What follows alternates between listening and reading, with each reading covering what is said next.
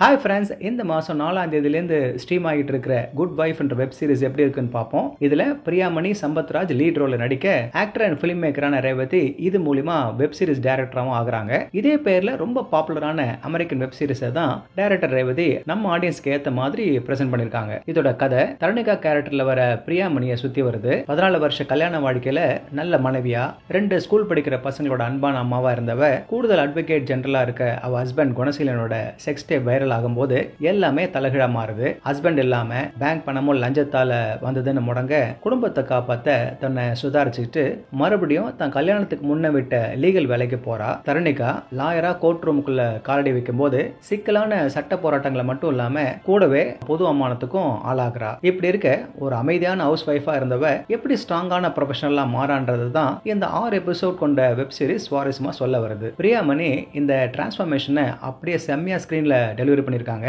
Director Revathi court room சம்பவங்களையும் தரணிகா கேரக்டரோட தனிப்பட்ட சவால்களையும் ஒரே இன்டென்சிட்டியில கொடுத்து ஒவ்வொரு எபிசோடையும் எங்கேஜிங்கா கொண்டு போய் கடைசி சீன் வரை பார்க்க வைக்கிறாங்க. இந்த கதையில வர கேஸ் ஃபைல்ஸையும் உமன் சென்ட்ரிக்காவே கொண்டு போயிருக்காங்க. என்ன தரணிகாவோட தொழில் வாழ்க்கை, குழந்தைங்களோட மனநிலை, அவர் நடத்துற வழக்குங்க, பழைய லவர் ஹரி தீபக் மற்றும் ஹஸ்பண்ட் குணசீலனோட முன்னையும் இப்பவும் இருக்கக்கூடிய ரிலேஷன்ஷிப்னு பல லேயர்ஸோட இந்த 6 எபிசோட்லயே நிறைய விஷயங்களை அடுக்கியிருக்காங்க. அதனால எல்லா இஷ்யூஸுக்குமே ஒரு பார்ஷியல் வியூ தான் நமக்கு கிடைக்கும். அதே போல எந்த கேரக்டர் ஆர்க்குக்கும் முழுசா வளர அளவுக்கு போதுமான நேரத்தை கொடுக்க முடியல. இந்த குரங்கு எப்படி இருக்க எல்லா பெண்களும் குடும்பத்துக்காக எடுக்க வேண்டிய நியாயமான முடிவுன்னு தரணிகாவையும் நம்மையும் ஒரு மாதிரி தொங்க விட்டுருவாங்க. ஆனா இந்த இடம் வரும்போது கடைசி எபிசோட்ல இருப்பீங்க. இப்படி இதுவரை நம்ம கொண்டு வந்ததை இந்த சீரிஸோட ஹைலைட்டான விஷயம்னு சொல்லுவேன். அதே போல தரணிகாவோட தொழில்முறை விரோதிங்க கூடவே உருவாகிறதும், ஹஸ்பண்ட் எவ்வளவு தூரம் நல்லவன் கெட்டவன்னு தெரியாம இருக்கிறதும், எக்ஸ் லவர் ஹரி தீபக்கோட திடீர் வெளிப்பாடும் ஒரு சுவாரஸ்யமான சீசன் 2க்கு வழிவகுக்குது.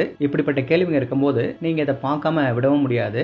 இப்போ இது ஜியோ ஹாட்ஸ்டார்ல ஸ்ட்ரீம் ஆகிட்டு இருக்கு உங்க பார்வைக்கு. ஓகே ஃப்ரெண்ட்ஸ், இதே போல இன்னொரு சுவாரஸ்யமான வெப் சீரிஸ் மனுஷனத்தோட சந்திக்கிறேன். இந்த மனுஷனை உங்களுக்கு பிடிச்சிருந்துச்சுன்னா உடனடியாக லைக் பண்ணுங்க, ஷேர் பண்ணுங்க. நன்றி.